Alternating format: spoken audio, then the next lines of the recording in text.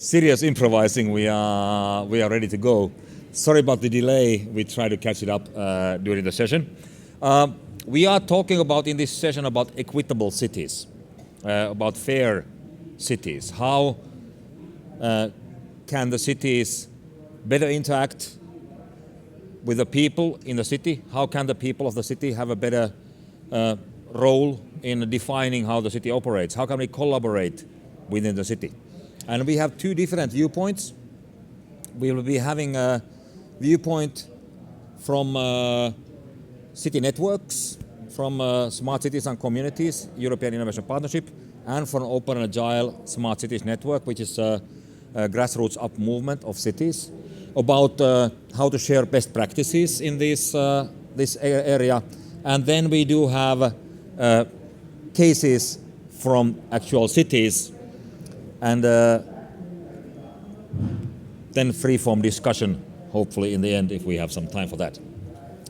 And we'll start with a very interesting case, which is the first city built by and for Palestinians. It's in the west coast. It's called Rawabi, and it's a completely new city in which people are just moving in, and we'll be hearing about their views on how the Palestinian community is part in forming their own city. So I'm very pleased to welcome on stage Mayor Majed Abdulfattah from Rawabi. Welcome.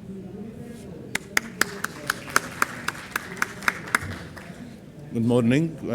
Very sorry for the delay. I think I was the one who caused the delay.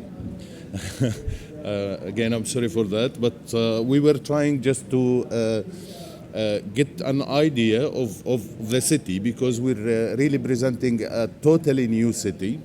So we just uploaded this video that it's only 1.5 minutes that speaks about a city, the city. It's not us who have producing this video. So it is, yeah. And off we go. Yes. So we go for the video first. The Palestinian city of Rawabi has been acclaimed as a shining city on a hill, a visionary modern community for 40,000 middle-class Palestinians located on a mountaintop with spectacular views. Built by Palestinian-American businessman Bashar Masri, Rawabi would be the first planned city in the West Bank. But there are no people in Rawabi, though hundreds of apartments have been ready for nearly a year.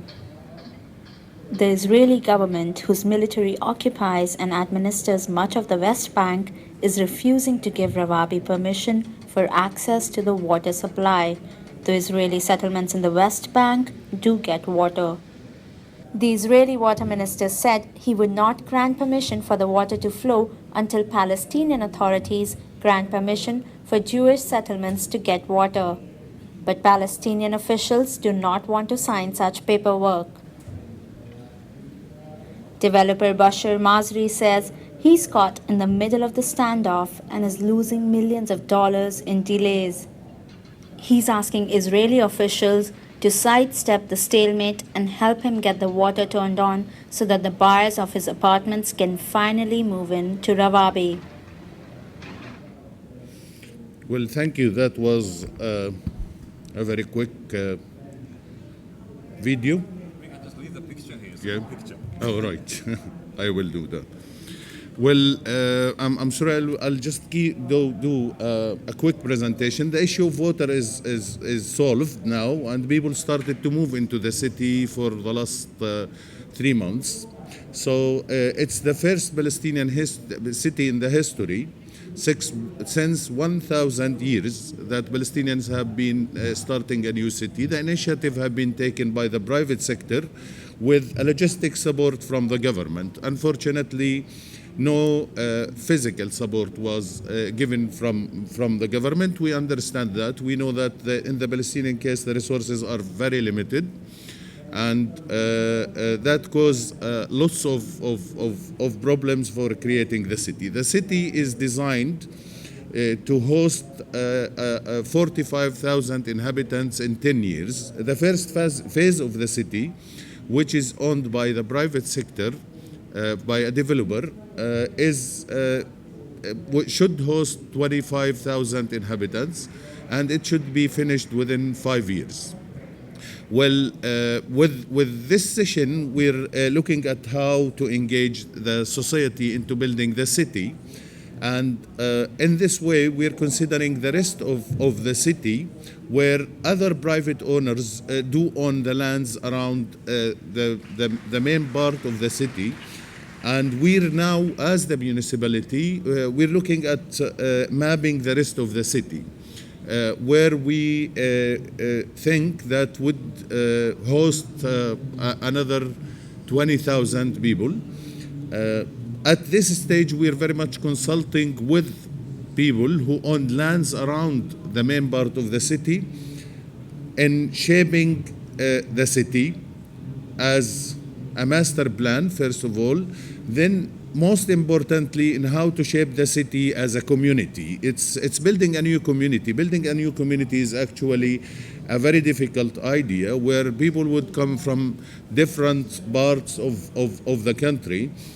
And we're looking how people would be shaping up the culture of the city, shaping up the daily living in the city. We know from the developer perspective, which was the main head behind building the city, that we're looking at a liberal, economical, developed city that would have people with three main slogans: live, work, and grow.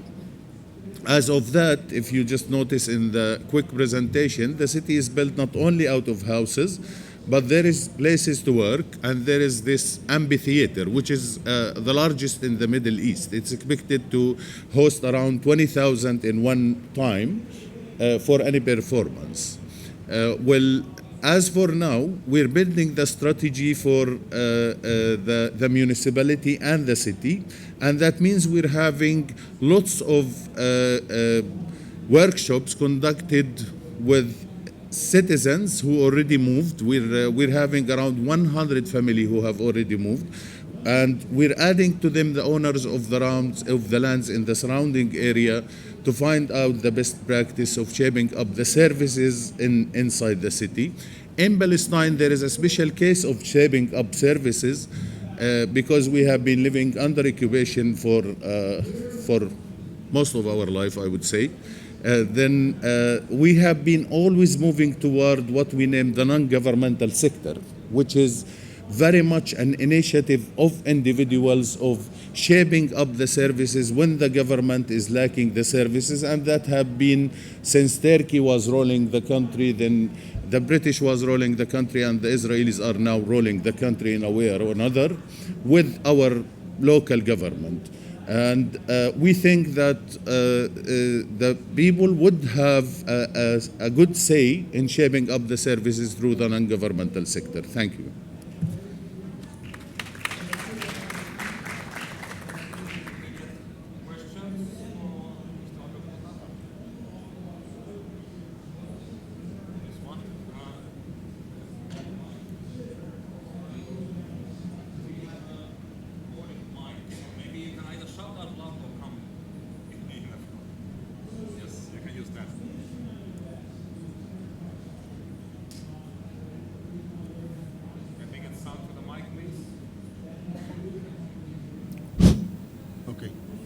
Thank you for your presentation, but I would like to, you mentioned and emphasized the role of the citizens to build the city, but you didn't give any examples. I mean, you talk about workshops and services and things like that, but practically how it going to be built or done, or what is the characters of this program? Well, it's two different stages for building the city. The first stage is actually, as I mentioned, was developed by the private sector, which is a large company that works in buildings. And well, they have been, if we consider them as a representative of the citizens, who is going to be the first comer to the city, then they are the ones who have been designing the actual part of the city. So they are citizens at the end of the day, but there are one bulk citizen that is representing something like 4,000 to start with. With this part, they have been the ones who have the say in designing the city. With the rest of the city, we're still in the stage of having the master plan for the rest of the city. We didn't develop the master plan of the city. That's why we're conducting now workshops with owners of lands and inhabitants inside the city to shape up the city.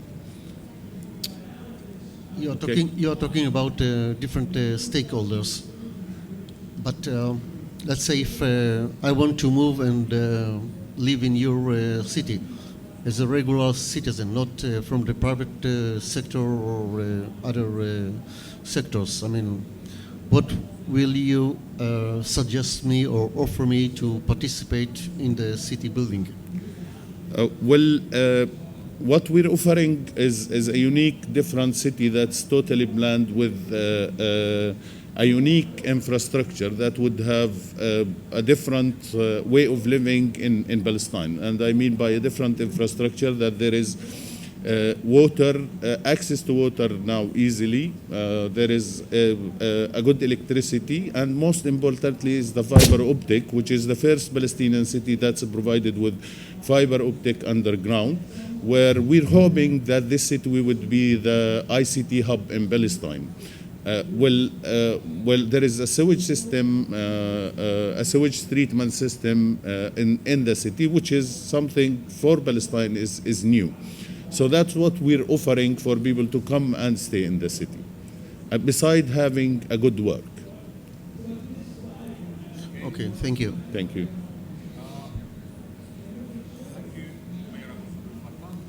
Thank you. Yeah, I'm sorry. I didn't. Is it okay here? Can Thank you hear you. me now? Okay, thanks for the presentation. I think my question is already half answered, but I'm Renato from Brazil. Palestine, as Brazil, we face a lot of basic problems, and it's quite difficult to talk about smart cities when you still have to solve basic problems as health, education, living. So are you using also smart city concepts behind this new city, and how are you planning to adopt these new technologies of smart cities in your new city? Well, we're lucky and unlucky at the same time. We're unlucky because we really don't control all the resources in Palestine, and that's well known. I'm not trying to speak politics. We're lucky because we're building a city from scratch. And from a network and infrastructure point of view, all the infrastructure have been built in a way that would allow an easy smart city technical thinking. We're now in the stage of thinking of what we name the smart society, which is more important than the concept of smart technology. Smart technology, we consider very much smart technology as a tool to be used in order to have a smart society. Can we now define what does it mean to have a smart society inside the city of Rawabi in the Palestinian context? I would say not yet, because there is a trials in other cities for now. Well, our case is very much different because really some of the smart things for cities would be of danger in the case of Palestine. We're still in that dilemma, I would say, but we're considering a smart city, of course. Thank you. Yeah, hi. What about transportation, and how far is the next city from that city, and the public transportation? Well, Palestine, again, is a very small country. And when we speak about the West Bank is actually maybe the size of Barcelona, Great Barcelona, if there is a Great Barcelona, I don't know. And the closest city to Rawabi is Ramallah, which is considered for the time being the main city in the West Bank, in Palestine. It's only 20 minutes drive from the new city, and Jerusalem is only 25 kilometers from the city of Rawabi. So public transportation to the city and out of the city is part of the public transportation system, which is built on the private sector initiatives.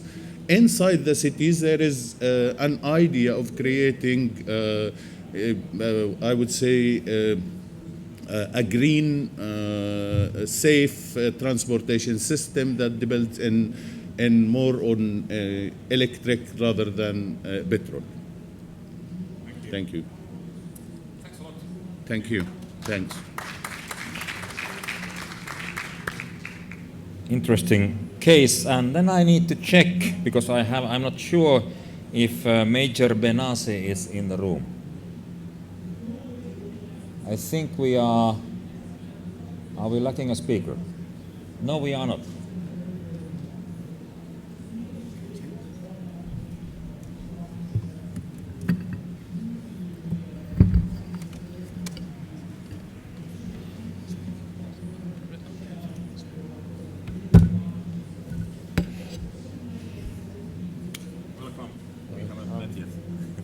Do you have a presentation? No? We have the presentation. Yeah, but make it without sound. Okay. Yeah. If lyric presentation, and Yeah, you can just play it's just video without sound, and while he's speaking. First in Arabic and then in English, short speech. Yes. So Very good. first, it's not Arabic, it's Not Arabic. Massive language.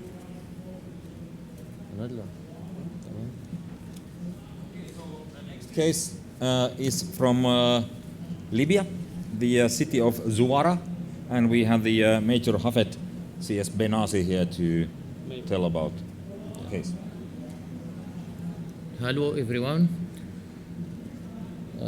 أزول فلون استمرت نمازيرا سليبيا تمرت زوارة أصيود السلام نليبيين كول إلى اللان المعرض برشلونة دولي ننسيود الشكر إمامو يقانغ الدعوة أباش أن كان لا دهانيت اللجنة اللي تنظم المعرض وهانيت الشكر خاص العميد برشلونة سان المنبر وهانيت أنبلغ فرنسا اللي دانت إن الفاجعة تولت صارق باريس دموت ندي سميدن أبرياء دان ملن ننشنين ضدنا الإرهاب قيم كان العالم سي نوعي كان دان ملسو أن ننشنين أيضا ضد الهجرة الغير شرعية الموضوع هانيت نتعانا سيس دي سقاسن تميدن إن طلابا استسبديتنا الهجرة الغير شرعية دان مل أن تمورت الوحيدة تولت تسبد الهجرة غير شرعية لمدة شهور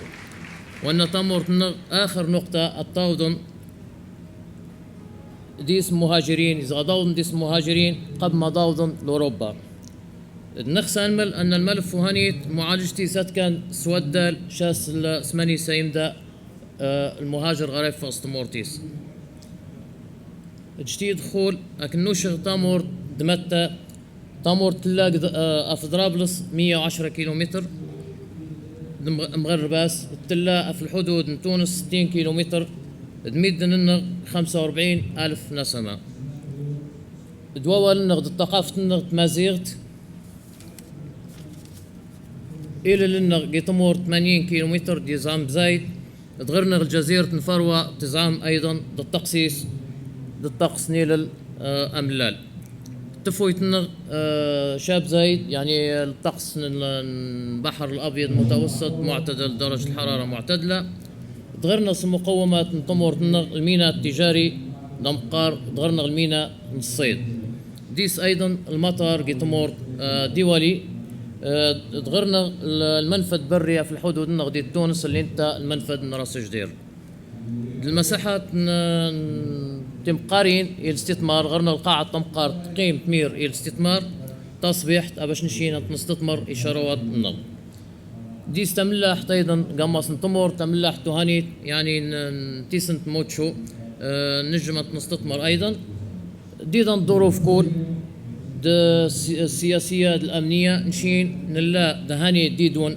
جريون أباش نصيوط تابرتنا أن نشنين نخس السلام الاستقرار يتمورتنا دانمل أن ننشين نخس أكمل شاركتانا البنيان نتمورتنا باش نساهم ديدون البنيان للعالم أن أمقار العالم اللي انت العالم دي جن الدرديس نشنين نكنيم داني نشنين الدورنا المساعدة الغير ليبيا غنية ديس موارد بزايد تغرنا غيدريمن اللي غنجن أنا بناسيس نتامورتنا دان ساهم البنيان نتمورا أيضا دان نرحب السجون تامورتنا جاي وقت دان نكرر شكرنا إشكالتين لكن مل دان ميرت.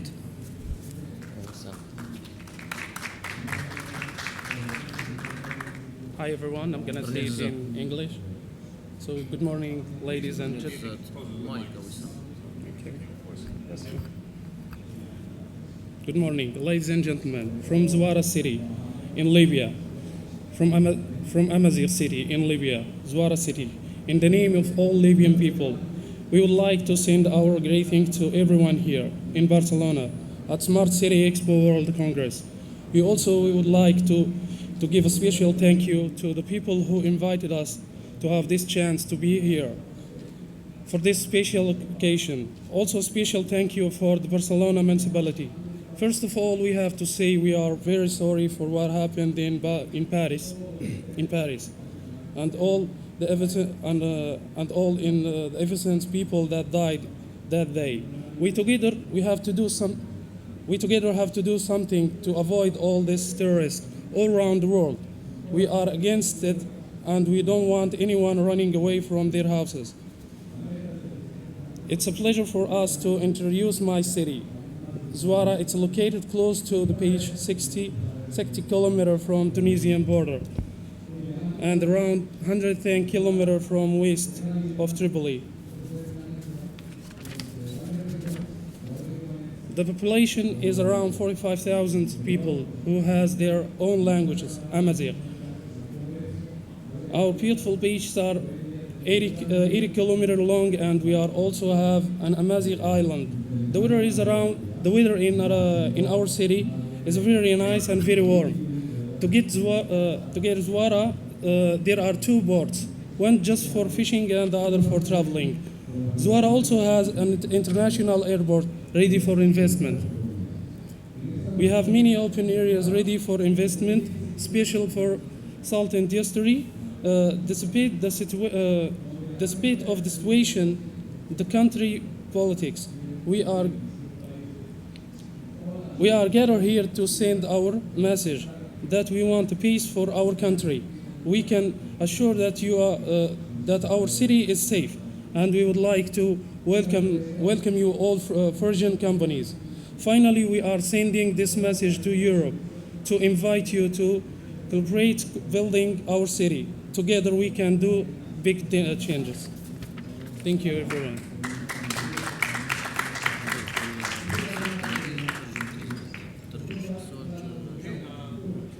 Reflections, immediate questions? If not, then we thank you and move on. And we come to the back. Thank you. So we heard two middle-sized cities from the around Mediterranean. One that was absolutely new, and the other is almost 2,000 years old. Pretty different cases, but then again similar when it comes to how to work with the communities. And now we shift the level from individual cities to the level of city networks. So how can the cities collaborate to build a better city experience for their citizens? And the reason, of course, why we should collaborate is that even though cities are different, we actually share much of the same challenges, and it doesn't make sense to reinvent the wheel every time for every city. So cities should exchange more about the best practices and also develop those together. And first, I'm pleased to introduce to the stage from the EU Smart City Innovation Partnership, EIP, Smart Cities and Communities, the content coordinator, Mr. Eckhart Hertzsch.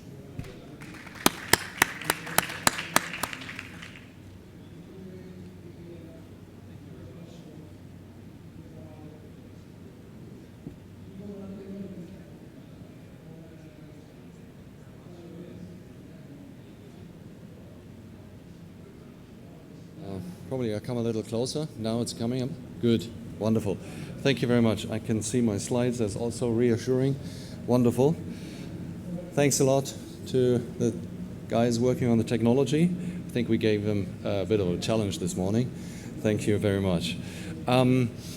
Yes, I'm coordinating the content of something that is called the European Innovation Partnership on Smart Cities and Communities.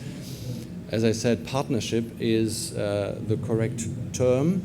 It's a marketplace, and what we're doing in the marketplace is something that I put up here straight away. So we are creating initiatives and delivering the activities in a very collaborative manner. So I'm coming from Berlin, so I thought please excuse me for putting up a nice slide from Berlin. The objectives of the EIP-SCC, the European Innovation Partnership on Smart Cities and Communities, is of course to develop and implement solutions. We facilitate matchmaking, as you can see, and the marketplace is of course about knowledge sharing. What else? And bringing the people together.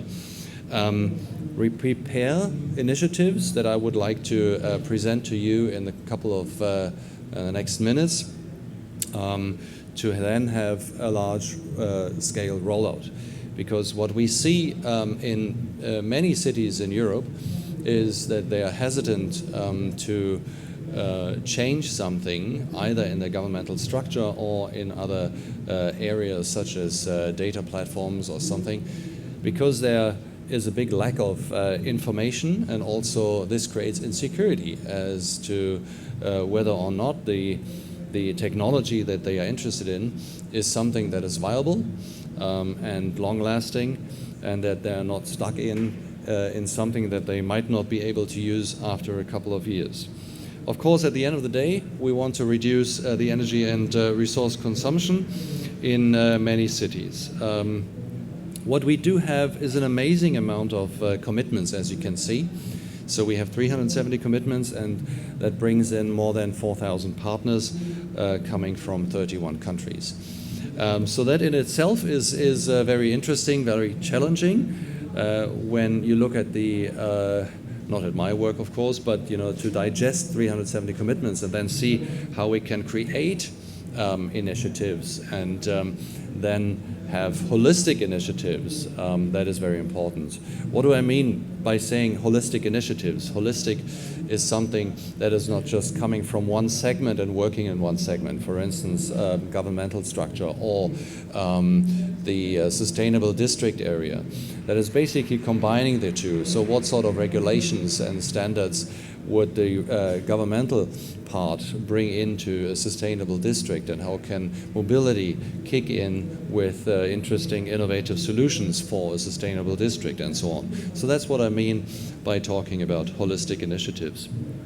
And of course, when it comes to holistic issues and interlinked topics, some of you might think, wow, that really becomes quite difficult, but at the end of the day, it's very important because you find the synergies that are so important at the moment, and also to foster the benefit. So as you can see, it's about scale, acceleration, impact, and finding common solutions and integrated approaches. From in the next slides, I would like to show you the 6 action clusters. And just pick some initiatives. Of course, I cannot show you all the 370 commitments in just 10 minutes. So just picking out some issues, and we might reflect on some other issues when you have the time to ask questions. So from the action cluster Smart Urban Mobility, we have something that is called electric mobility. Of course, you have lots of information out there and in the presentation, so we increase the use of electric vehicles, of course, reduce noise and fine dust, and we have 14 cities and 162 businesses running this initiative. New mobility services is, of course, very important. It is basically linked to also the data platforms. That was very interesting this morning to hear about the collaboration and the importance of citizen engagement and data platforms, as far as my understanding is. And the new mobility platforms increase the interconnectivity between supply and demand side. That's also very important. And then the standardization needs to help as well. So we collaborate here with 31 cities and 60 businesses, which is very great. In another action cluster that is called integrated infrastructures, we have something that is called humble lamppost. Of course, every city has multiple, probably sometimes millions lampposts. They run through the normal electricity grid.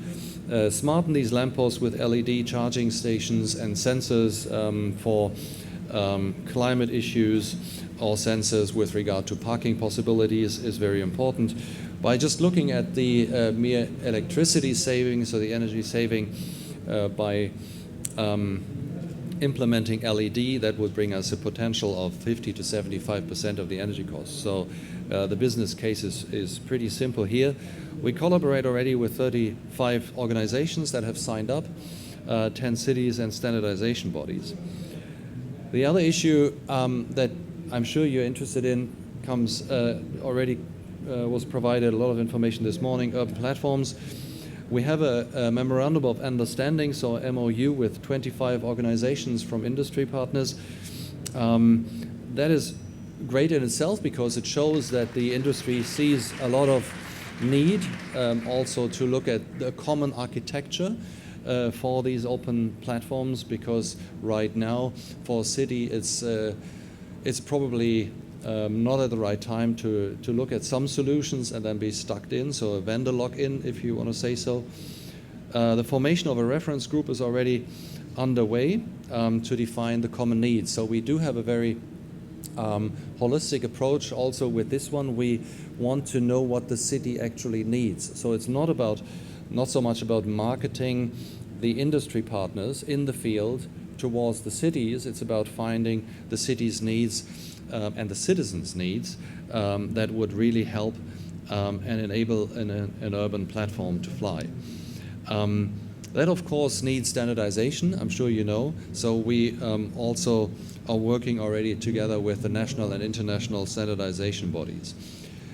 In the third action cluster, sustainable districts, we do have something that we call small giants. Small because it's actually not small, but we have to define sort of scales of cities. So we run here an initiative with cities in the range of 250,000 inhabitants.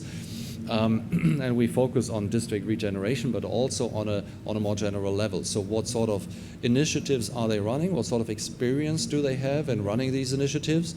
And how can they exchange their experience? Something that is extremely important for citizens and governmental bodies, to see how they can not reinvent the wheel and not making the same mistakes all over again. So we have a couple of cities and businesses including there as well.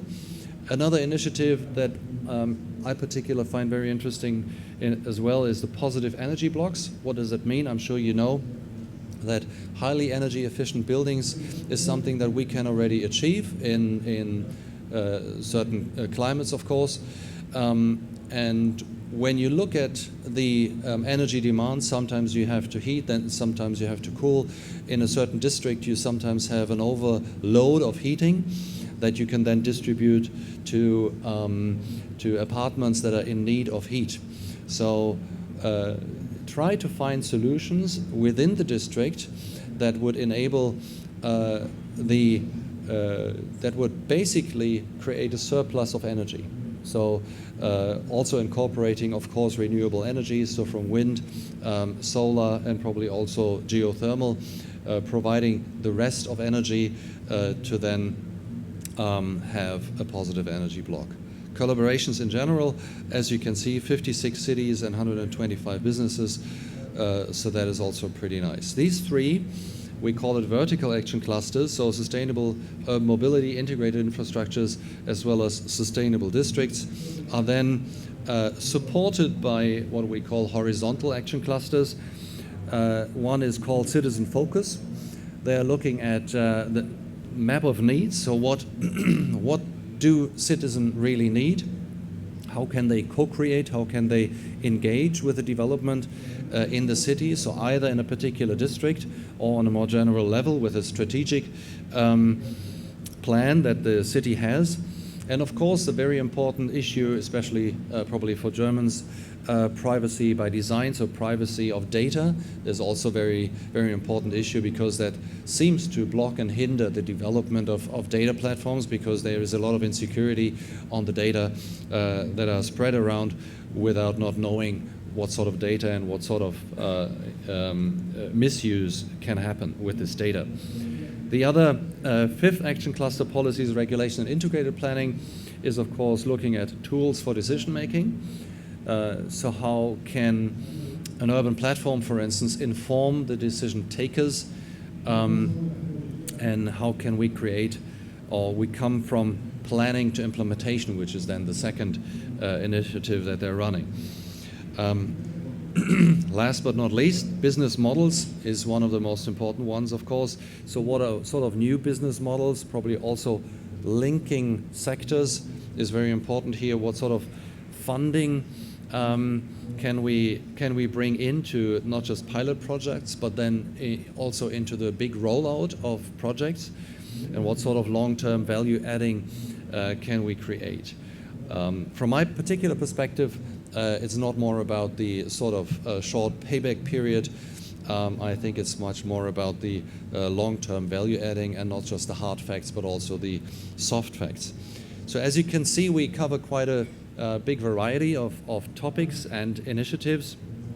And of course, they're interlinked. So when you look at citizen focus, you can see, especially in the co-creation part, that's very important to basically provide information on the urban platform initiative, and also look at the co-creation of positive energy blocks, because then you reduce the so-called rebound effect when you have a very energy efficient building, that the user all of a sudden starts to use more energy because he thinks, oh, everything is so efficient, so I can really make use of it in a probably not appropriate way. And also with the business model. So you can see, I think, I'm very sure that all intelligent people can see the interlinks of all these action clusters. So that's especially what we're doing at the moment, to linking and making strong and key initiatives, that we're probably having, at the end of the day, 10 very strong initiatives that we're running, and then having a big rollout for the EU-wide scaling up, and then hopefully having a really massive impact on the energy consumption and resource consumption that we have at the moment. So thank you very much for listening to me.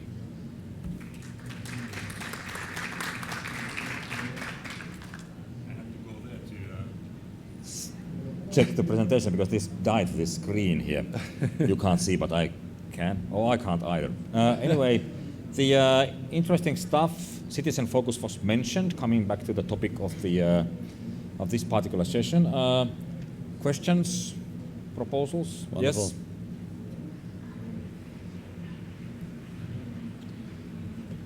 Actually, tell who you are, so it's not obligatory. I have too many aids, but regarding your presentation, I'm a member in one of the EU cost actions. Yes. People-friendly cities in a data-rich world. Mm-hmm. And I would like to ask, you mentioned that under your organization there are, if I remember, 31 countries. Do each of them have this kind of action cluster working, in their regions and cities? I hope I understood the question right. So the action clusters are working together with the cities? Is that what the question is? No. This model of clusters. Yeah. Is it somewhere, let's say you are located in Brussels. Yeah. But if a country like, I would say, I don't know, Italy or France, yes, want to use this kind of clusters, mm-hmm. do they have region books or whatever measurements, standards to follow this action cluster and bring it to the citizens? Okay, so probably some guidance already, or some guidelines.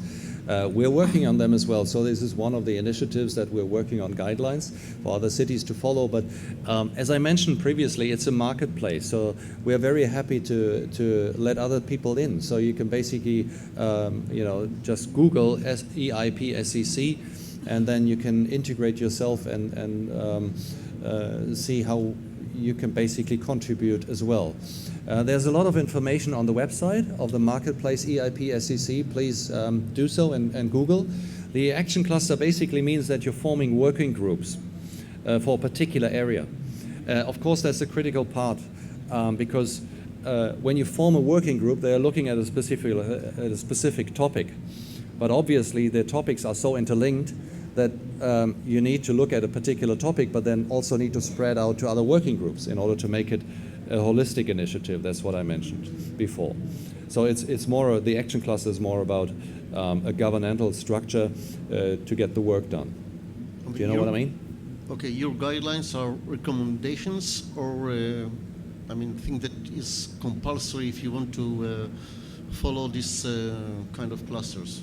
No, there's nothing compulsory, so it's not an obligation to follow certain guidelines. I mean, what we are, it depends on the topic, whether you're looking at districts or whether you're looking at services for mobility.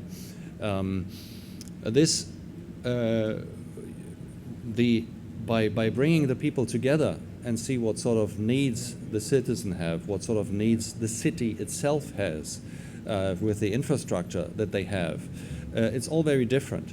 So the possibility, and I also believe that the benefit of the market is to bring the people together, that they can then align. So bigger cities, of course, meet with bigger cities because they have different issues to tackle in comparison to smaller cities, because they have completely different infrastructure and different hurdles to overcome. So the main benefit, despite of the work and the initiatives and the activities that we're going to bring up, is that we align the people to share their experience with the initiatives they have already been running, and they also intend to run in their city. Okay, thank you. Yeah, pleasure. Yes? My name is Eric. I'm a retired professor of informatics from the Technical University of Germany. And my question, you understand me? Hello? Can you? Now? Can you come to this microphone for a minute? I'm very sorry. It seems that there is a technical issue. Sorry. You can also come to me. Okay. Once more. My name is Eric. I'm a retired professor of computer science informatics from the Technical University of Darmstadt, Great. Germany. And my question is, I started up in Konstanz, Lake Konstanz, with the project Smart City Konstanz. Yeah. And my question now is, how can we come together? Because you say you are a coordinator of an initiative. You answered already, I think, some things, but now concrete of my project in Konstanz. Yes. What must I do to contact you and to so that we can do something together? Yes, that's an easy one. Just drop me an email. And I'm not coordinating one initiative. I'm coordinating the entire partnership, the content of this partnership. I don't want to name it too big, but it would be wrong to state it's just focusing on one particular initiative. So I should have an overview of all the initiatives. So we can very happy to also take your card and also other cards, of course, of the people that are interested to join in and to see what sort of benefit they can get. But believe me, when you look at the website, there's already a lot of information out there. And you can look at every initiative or every commitment that has been submitted to us. So you can see all the commitments. And this is extremely interesting. When I started to look at the 370 commitments, you can see how many commitments come from various countries, and there you can already align yourself with, for instance, from Constance, to see what sort of other cities that are close to a lake, same size, we have filtered to basically run through and then give you the 10, 12, 20 commitments that are already might be interesting for you. So it's a good website. Have a look at it, okay? But please approach me afterwards. Thank you. Thanks a lot. Thank you very much. Pleasure to be here. And you can hook up with the speakers after the session. The last speaker represents also City Network, but actually several ones. So there's a quite recent initiative called Open and Agile Smart Cities, which is a grassroots up movement in which national networks of cities join forces to form a bigger entity to build harmonized cities. And the chair of the network is Mr. Martin Brynskov, who is also the coordinator of Organic City project between London, Santander and Aarhus, and the Danish Smart City Network. So lots of experience in building partnerships between cities. So Martin, stage is yours.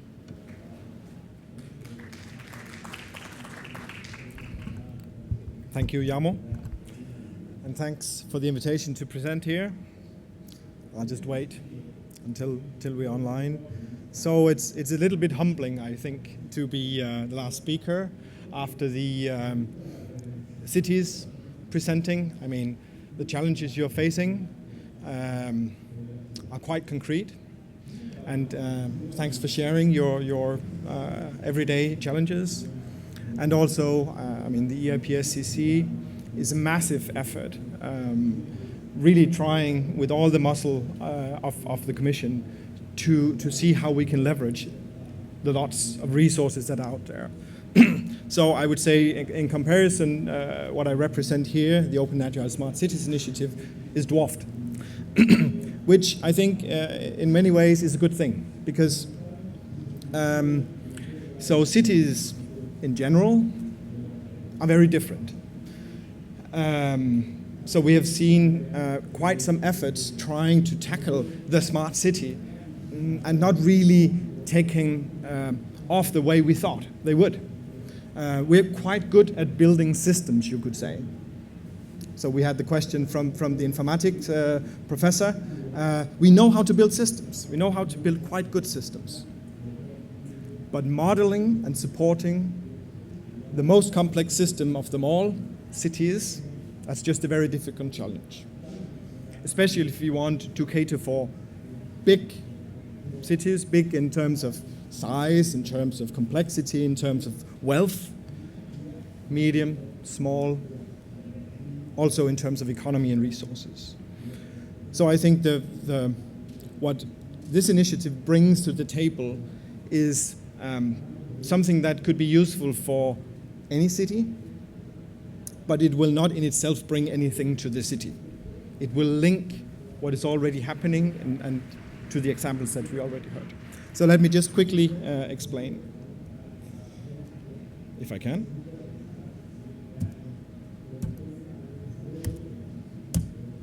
So, it's not in presenter mode. We do like this. So as you say, Jarmo, it's a quite recent initiative. It was announced in January in Brussels. It's also a very simple one, and it's trying to cater for the central needs of basically any city, which is economic and social development, which is sustainable. Sustainable in terms of course, the environment, in terms of the economy, and of course, socially sustainable. So I think in the context that we have here, actually the word that was missing in the title when we started, equity. So how do we create support, also technical support, for cities who are not that resourceful, but still connected to the global powers of a market? How do we address this challenge? So the initiative, just to refer to common strategies and frameworks, the digital single market strategy of the European Commission. I mean, quite clearly outlines the necessity to have a market also in the digital sense. The initiative is global. It's primarily, from the beginning, consisting of European cities, but it's born global, which is good, but also complex, right? So just back from China, talking to the largest smart city network in the world, 277 cities. That's just a different scale than, Denmark. we're 5 million, it's hardly a suburb of a typical Chinese city. But the issues they're facing are the same. They want economic and social development that is sustainable. And it's very difficult to do with the means that we have at hand. So the initiative is driven by cities. Only cities can join, but the objective is to have a shared voice and some mechanisms. I'll come back to the mechanisms. To have a market which caters for some of the principles we heard presented already. You don't want vendor lock-in.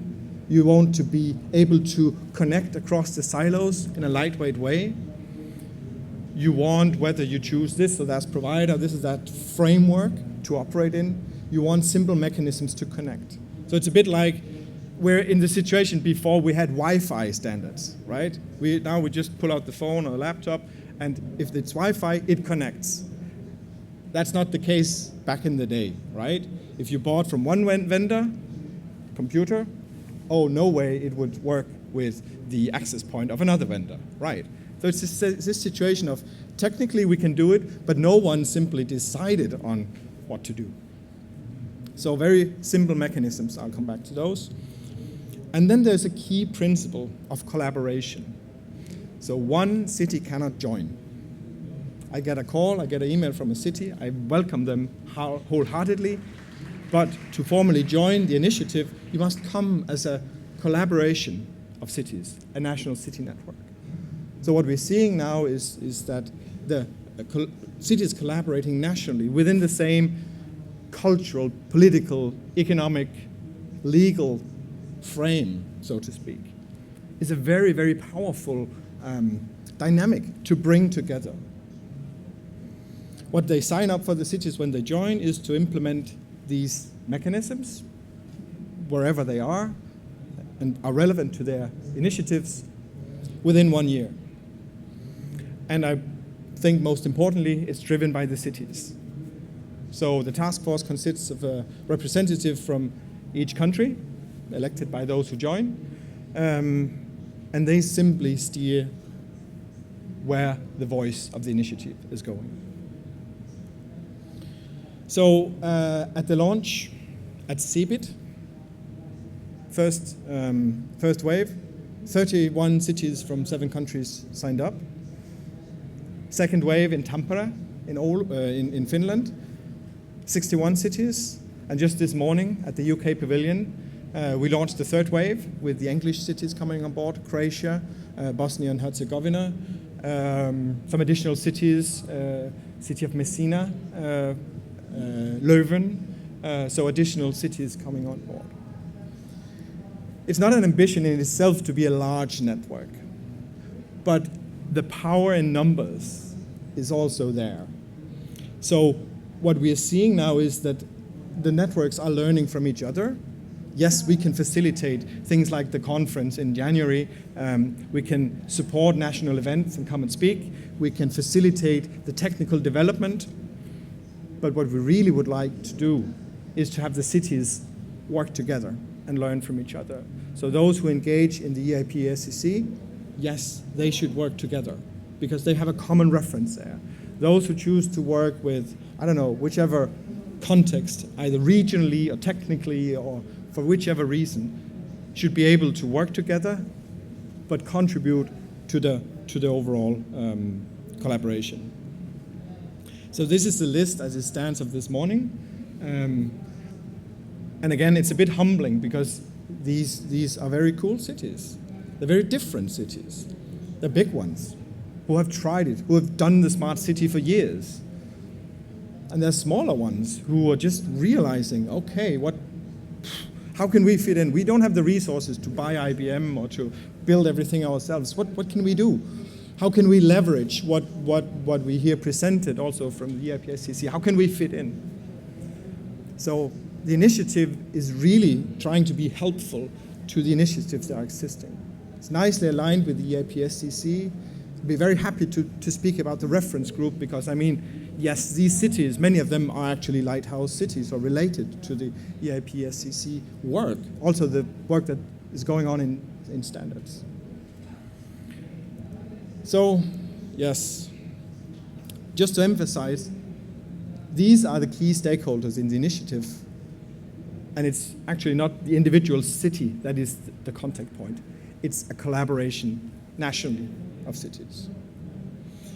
So the initiative can support the technical development of these minimalistic standards, not inventing new standards, but rather selecting 3 key ways of connecting, of comparing, and of sharing data. And I mean, support the network and also come up with financing strategies. So when the Commission has nice calls, okay, how can you maximize the input? How can you copy the Finnish way of stacking EU money with national money with local money? Very nicely copying the good examples from around. I'll just skip for that.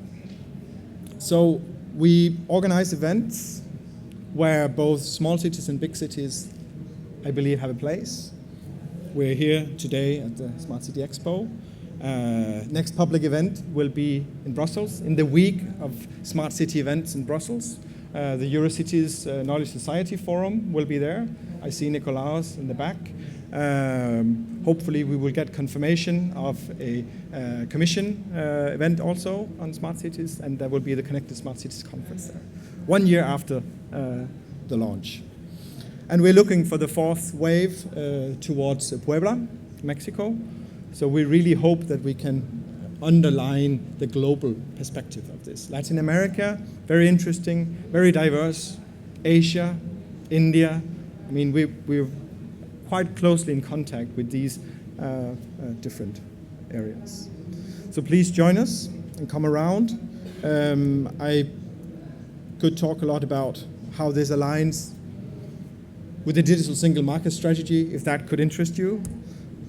How this aligns with the many standardization initiatives that are ongoing. As you heard Kathy Mulligan from the City Standards Institute this morning explain, the OASC mechanisms are linking and adding value to what's going on already, including the work coming out of the EIPSCC. They have a new project, Espresso, starting on standards for urban systems. And just to say one thing about standards in cities. I mean, why do cities care about standards? One thing, of course, is, yes, we will have a market. Historically, we know that standards are the way to have a good, well-functioning, competitive market. But what you really want to do is that you want to be able to procure. You want to be able to put things in your procurement. So as we saw presented earlier, what's really valuable for cities, if we can find the right level, you could say, of compliance to put into your tenders, that would be really helpful. And there are many efforts towards that. And of course, as you know, anybody coming from Europe, it's illegal to put stuff in a tender if it's not a European standard. So it's actually quite important. So my last slide, just to give an overall vision of the dynamic that we're trying to support, because we think it's the one that works. Actually, we don't have the solutions yet. We have many solutions, but as we heard, the holistic solutions are not there yet. They have to be developed. But when they're there and they're mature enough, they need to be bought by cities. And they need to go into the operations, and then operations need to think of themselves as systematically also contributing to the re-experimentation. So we need this iterative loop, crucially. And these 2 colored blobs are examples of projects, European projects, working specifically towards maturing these levels. organicity. I'm the coordinator with 15 partners, big companies like Intel, small, nimble guys like the Institute for Advanced Architecture here in Catalonia. I mean, big and small, diverse, trying to create systematic experimentation as a service facilities. You can all join. It's part of this. And then there's procurement part, and actually Jarmo is coordinating the efforts between some cities, Helsinki, Antwerp and Copenhagen, in how to link this so that we get this motor actually of a global market going. So that's the OESC, and I'm here, and I would really like to chat with you afterwards, maybe over lunch. Thank you. We have 15 minutes to go, so I propose that the direct questions for Martin will be done as part of the discussion. So now I would like to invite the speakers back here. We probably do need microphones. I can shout, I have a loud voice, but it would be better to have maybe a couple of hands.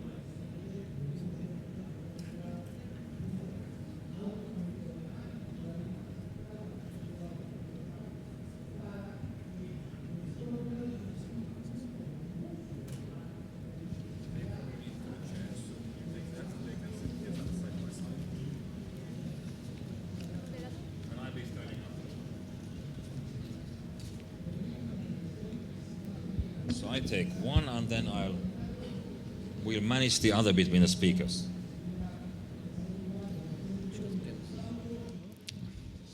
So have a seat. I'm moderator never sits.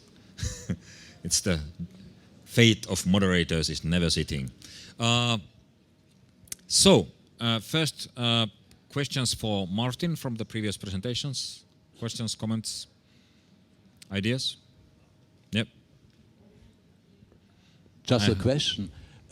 If you can extend the name of the organization by the concept democratic, so okay, open and democratic, agile systems, agile smart cities.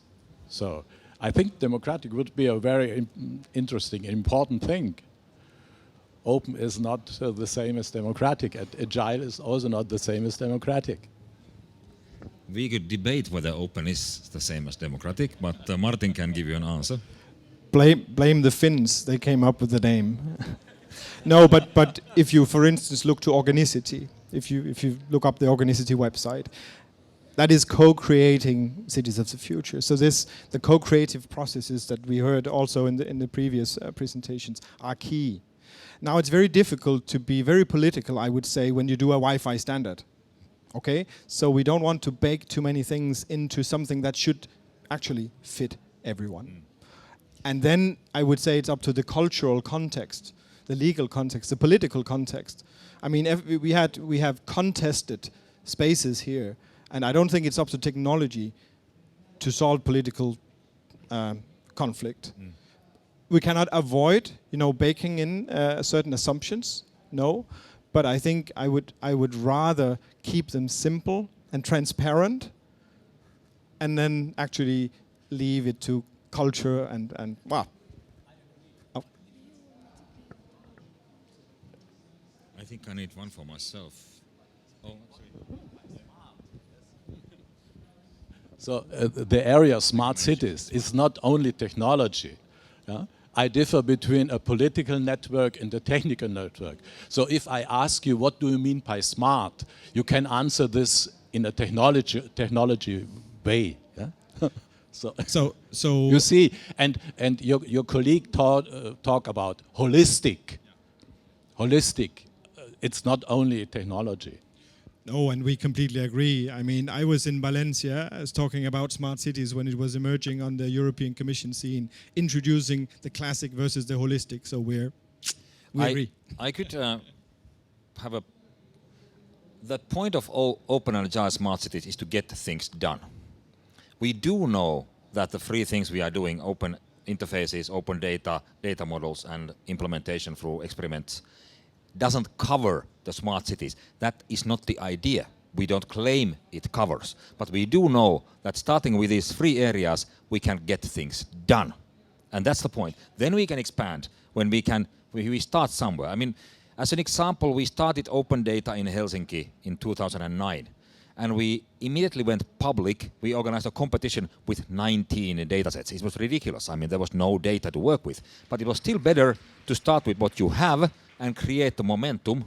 And now we have 1,329 datasets and hundreds of apps. So you have to start somewhere, and I think APIs data is a good place to start. Yeah. And then another issue which we maybe discuss here is this evolution. We used to have a direct democracy, which is basically going out there and having a demonstration. And then we had representative democracy, which is the democratic process. But I think now with the digital means, we do have these levels of participation, which range from tools to do something together, to tools to influence on some processes in the cities, to sort of a semi-official discussion platforms between the government and the people, to actually e-democracy. And I think we have this yet unformulated market or mechanism of different digital democracy tools, which we probably should study a bit more, because currently it is not representative. The fact is that those who are active, in most cases of e-democracy, those who are active have this, they say, to be heard even louder than before. And those who are not active have no say whatsoever as it used to be. But do we have different means to work on that? Actually, it would be nice to hear from the panel if you want to touch on that somehow. It's a big question.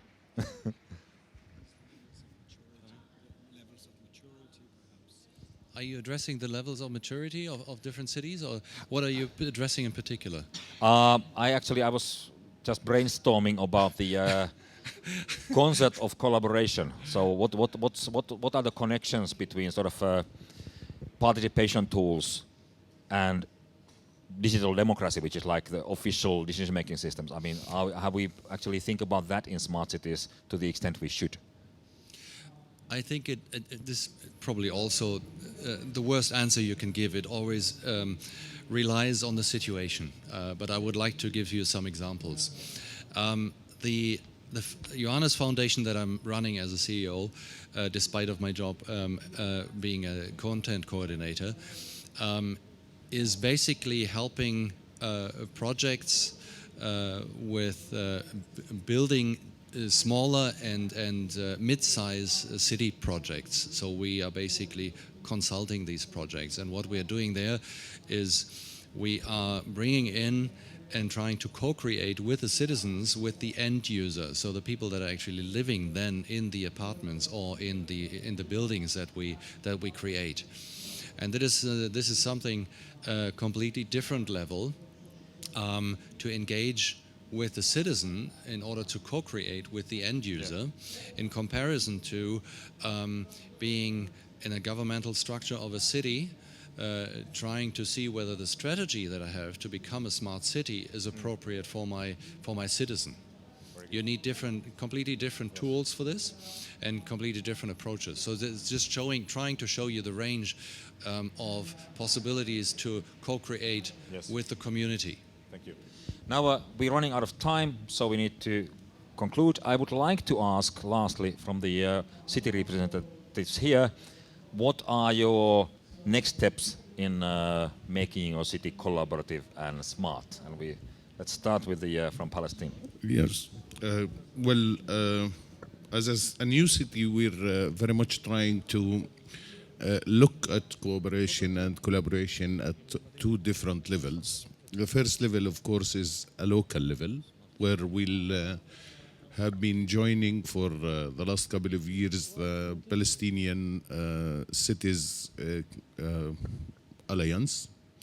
And we're trying to learn from what type of experience they're having or what they have been passing through. Well, smart cities is becoming, an emerging issue, and maybe the main issue that people are looking at and discussing for the time being. In Palestine, the case is similar, and people are looking at what does it mean to build a smart city or build a smart society, I would rather prefer to say. At the other level, we're looking at the networking with the international cities, and we have a very good cooperation with the Netherlands cities, with VNG, which is an international network that works internationally. We're looking at different networks to benefit from. I think the networks that my colleagues have been presenting would be very much interest to us. I'm sure we have to discuss how can we proceed. Thank you. And then last but not least, Mayor Benasi. Sorry. I did my best.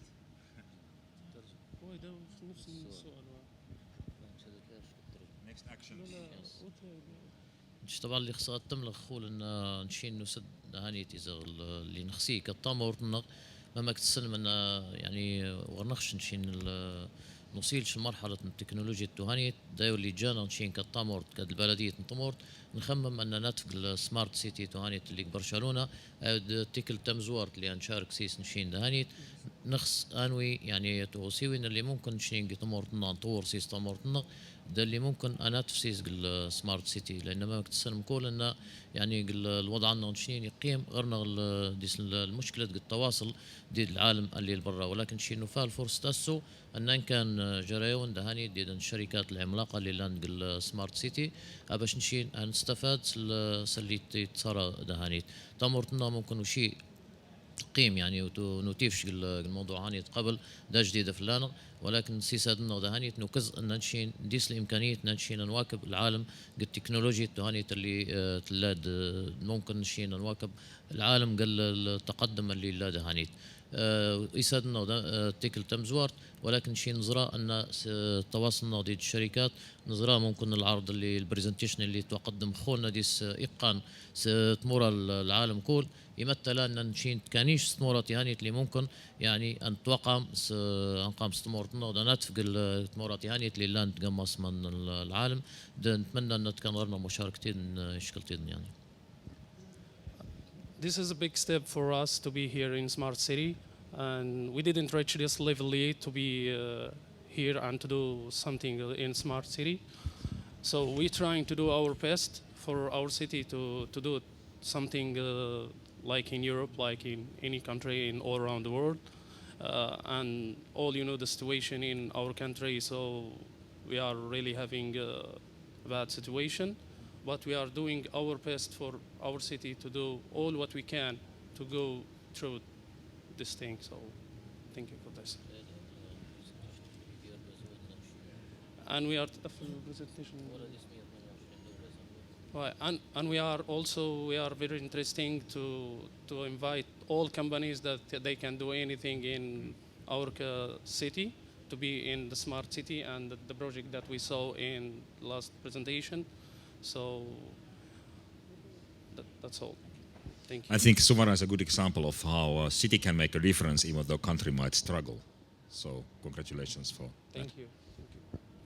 So that concludes the session. It's thanks for all the participants and especially thanks for the speakers, diverse group of interesting insights for smart city communities. Thanks a lot. Thank you.